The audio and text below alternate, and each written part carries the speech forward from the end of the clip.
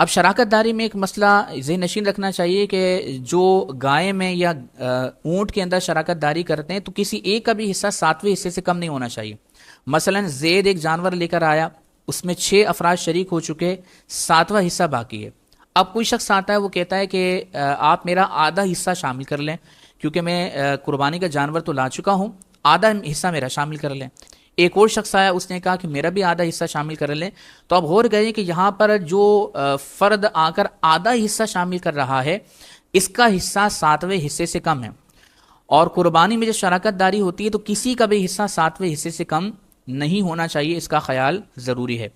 اسی طریقے سے شراکت داروں میں کوئی ایک بھی کافر یا مرتد نہ ہو، کیونکہ اگر خدا نہ خواستہ کوئی ایک بھی کافر یا مرتد قربانی کے جانور میں شریک ہو گیا تو پھر کسی کی بھی قربانی نہیں ہوگی.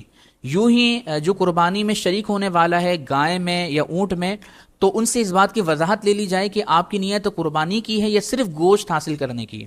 کیونکہ اگر کسی ایک فریق کی بھی نیت اگر گوشت حاصل کرنے کی ہے تو اس صورت میں قربانی نہیں ہوگی. اسی طریقے سے اگر کوئی ایسا شریک ہے کہ جو سابقہ سالوں کی قربانی کی نیت کرتا ہے، مثلا زید آیا، اس نے کہا کہ میں سابقہ سال کی قربانی کرنا چاہتا ہوں، تو اس سابقہ سال کی قربانی کی نیت سے میں حصہ شامل کرتا ہوں، وہ حصہ شامل کر لیں.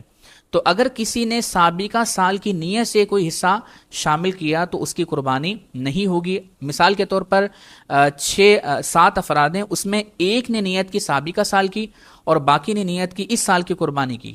تو جس نے سابقہ سال کی قربانی کی نیت کی ہے اس کی نہیں ہوگی، اور جس نے اس سال کی قربانی کی نیت کی ہے اس کی قربانی ہو جائے گی.